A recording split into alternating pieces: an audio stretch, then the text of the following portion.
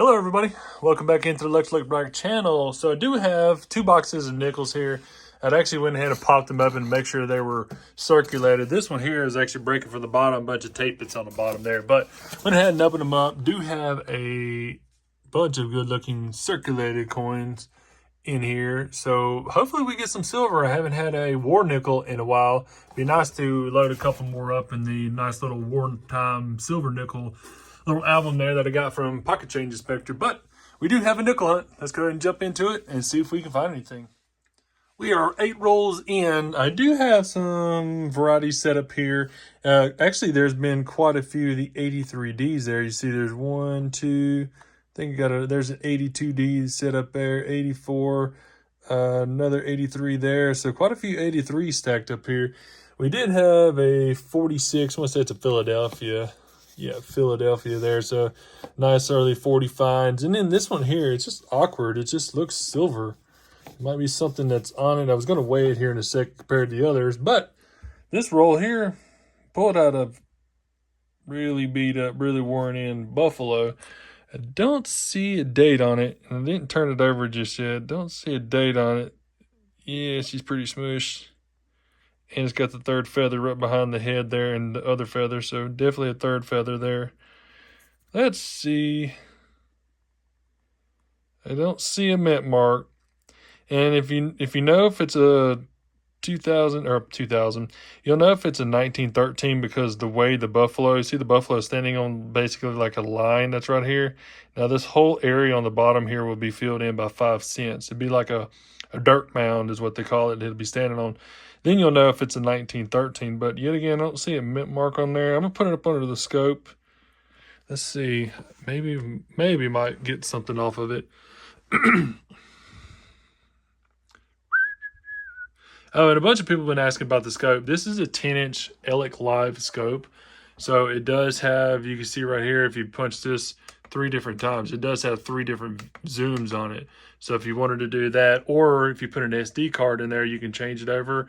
You can take photos, you can take video of it. This right here actually scrolls over to the highlight and brightens it, or you can completely turn it off. That's completely turned off.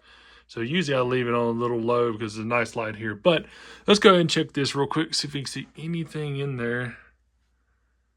Tilt it a little bit, see if we get anything off of it. Probably not, which is funny because it almost looks like his little 2 card right there. But yeah, I'm not seeing anything on there. That's going to be tough to get.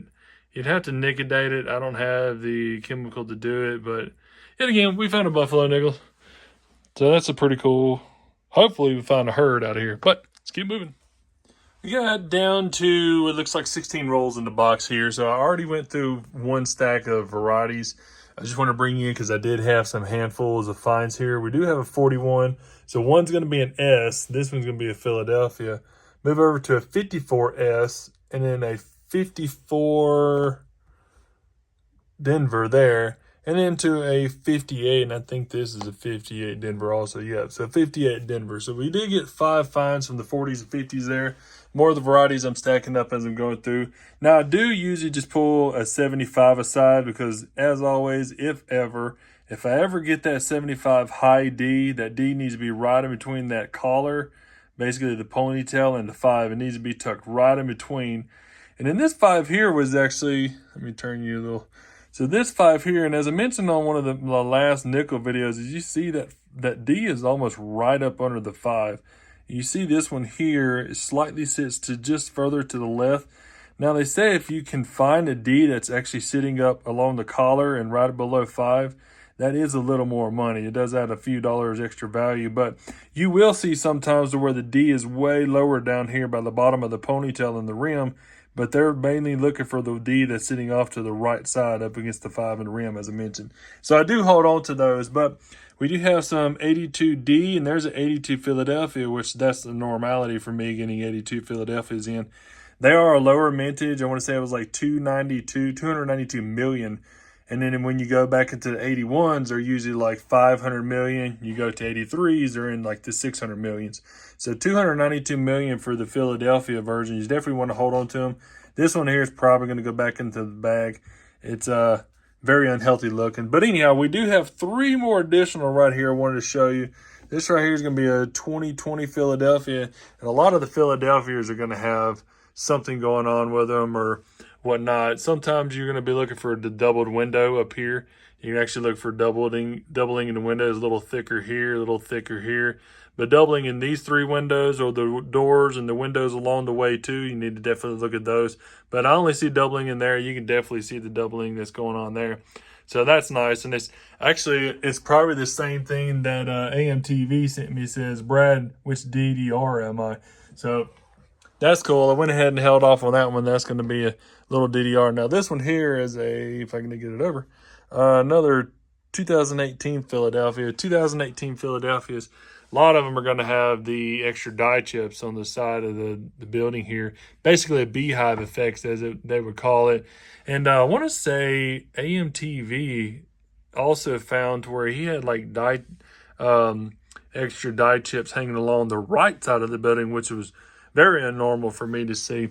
Then we move over to this 1985 Philadelphia. Now, it had a few things standing off on this coin that it looks to me to be a die clash. So you see top left of the building up there. See what looks like almost a collar, like this portion right here. So let me get back in so it almost looks like it's clashing right there. And then they come down here, and what's interesting is there's something going on in the middle of the pillar there, going through the left side of the pillar, and then this portion right here, maybe something actually went on with whenever they did the strike. I want to say there's something on with that. I didn't see anything here, but there's a lot of abrasion marks on there where they try to clean this up.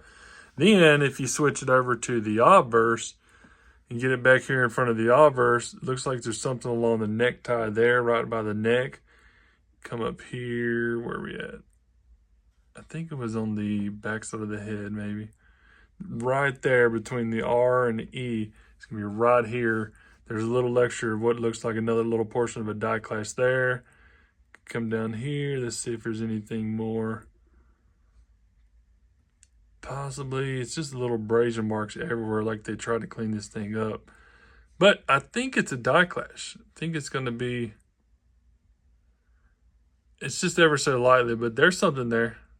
Definitely something there. I'm not for sure what. But looks like a die clash to me. So I'm going to hold off on it. But y'all tell me what y'all think, if it's a die clash or not. I'm going to hold off all the 82s onto the side here. But let's keep moving. Okay, we got 3 rolls left in the box. We've got actually a roll sitting right here. A lot of varieties set up. Actually, a half a roll. A lot of varieties set up. We do have a handful of finds coming from the 52, 53, 56, 56, and another 57. I'll show you the mint marks here in a little bit when I stack them all up. I need to move over the 75s a little more. We did add another 82D here. We only have still that one 82P. And then a really interesting 88D with that D. I don't know if you may be able to see it. That D is sideways. Look how sideways that D is. So I just held it off just in case. I'm going to take a gander at a picture online, a couple of them online to see it. I mean, it's actually way slanted to the, to the left. Because usually the back of it's where you're looking at. So if it's to the left or to the right. But it looks like it's way to the left. But I had this in my hand. I was picking one at a time through there. And I actually set the last nickel back on top. Because this next nickel, we got a V nickel. We got a V nickel in the roll. Holy moly. There's cents at the bottom.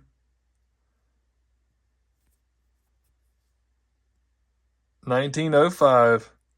We got a 1905 V nickel out of the roll. That's awesome. I have only found one V nickel in all of my hunts, and this would be the second one added to it. It is worn in, but it's a V nickel. I am highly excited to find that. Plus, we got also our buffalo there too. Trifecta, baby. Trifecta. Crossing fingers, we get some silver. Box number 1 down. So we did have a couple more of the 50s finds there. Actually, a really nice 59 there. Both are Denver minted. So got quite a few 40s and 50s stacked up. Our buffalo there and that V nickel also. I did add one more 82 Denver to the stack. I just want to show you real quick this 88, what I was talking about. I looked up some more pictures. There's kind of one that kind of looks like it's not as slanted. So basically, if you're going to take the nickel itself, straighten it up to where you're looking at the nose and stuff, it just looks like that D is way slanted. I mean, the D is actually supposed to be straight up and down, would be pretty close to that. But if you turn it back over, basically straightening it out, it looks like the D is a lot more slanted going that way. Could be wrong, couldn't be anything, but just wanted to pull off the side. Could be an oddity. Anyhow, let's go ahead and jump on to the second box here. Crossing fingers, we get a war nickel. Looks to be 21 rolls left in the box on number 2 box. So we do have quite a few more finds. Some 40s there, 2 40s, 3 41s. 57 and also a 54. More varieties I set up, so this will be the second go around for the box. But then we got a clipped planchet.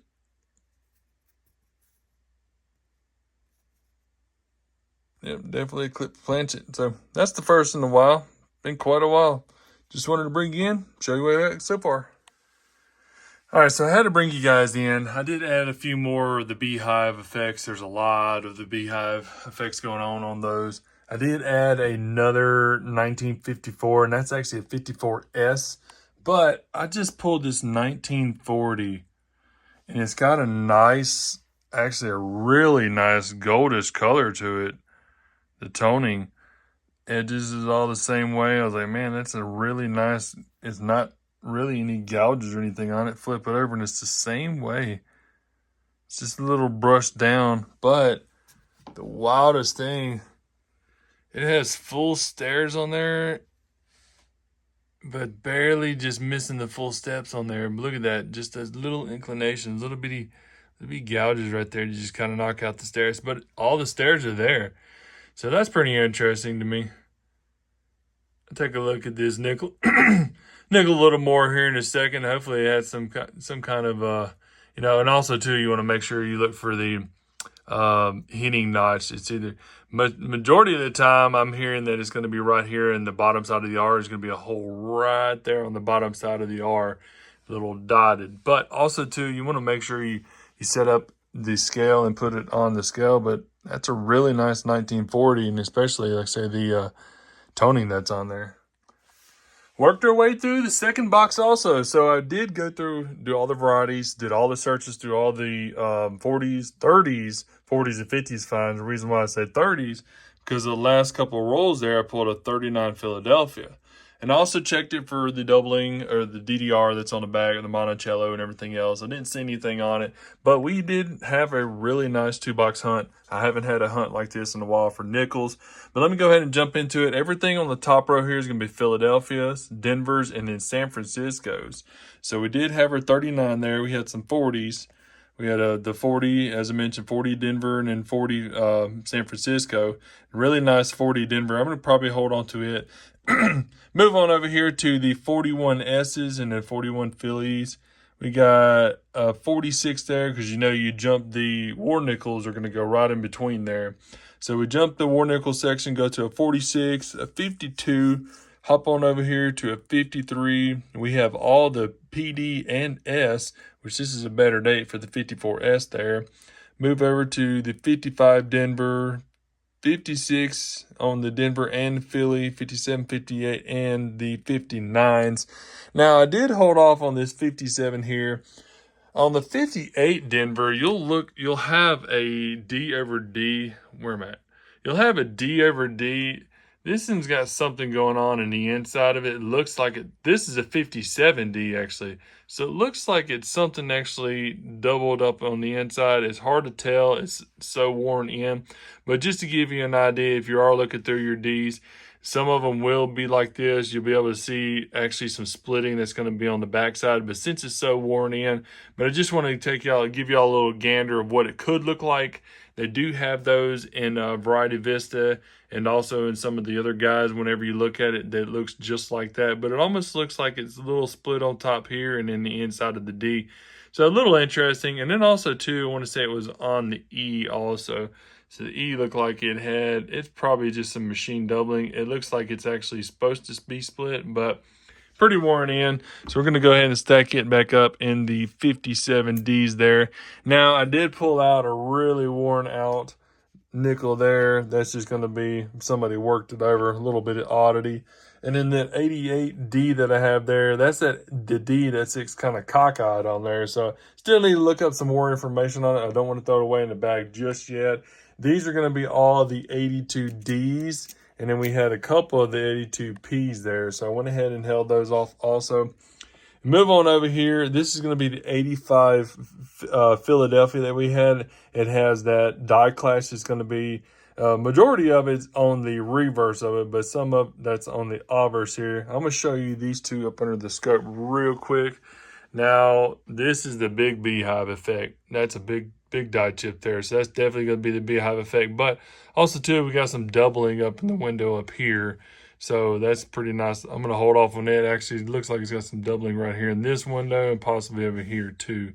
So I'm going to hold off on that little beehive there. That's a nice little beehive effect. And then move over here to this one. What's this one? Let's find it real quick. Okay, so this one is just a really nice version of that doubling in the window up there. It's almost all the way across to the other side here. You can definitely see it on one side going over. But it's almost to the other side, so it's almost a full window there. It's completely doubled. And it's in nicer condition. So I'm going to check the ones that I do have on my album and see if I don't have a better one, I'm going to go ahead and switch them in spots. But I'm going to go hold on to that one too. But the better finds of the box, and this one's just a toner. Just held off on it because I love the toners. But the better finds of the box is going to be at the 1905. And what's crazy is I was talking with Dirty Water Coins and Collectibles, and he was mentioning where if it had a mint mark.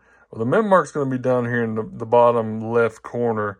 And I don't see a mint mark on there. It was weird because I looked on PCGS, and I even sent him a picture, and it said there was no mint mark. There was no declined mint marks on there from the 1883 to the 1911. Then the 1912 showed it had a Denver mint mark. And then he sent me an article back saying there are mint marks on there for the Denver and the San Francisco throughout those years. So as per mentioned, I didn't see it. But man, we got a 1905 V-nickel out of a box. As I mentioned, that's my second ever. And then that really worn in Buffalo, which I will always take a Buffalo. I remember finding these as a kid and just flipping out. I was like, man, look how old this thing is. Look at the Buffalo nickels. And so just the same thing as the bicentennial quarters. But then we had our clipped planchet 1964 also on top of that. So as I mentioned, a really nice hunt. I hope y'all follow me throughout the adventure on this boxes. There's plenty more to come. I've got a lot more videos, a lot of stuff coming up too. But I hope y'all liked the video. Please give it a thumbs up. Make sure you hit that subscribe button. And I hope y'all have a fantastic day.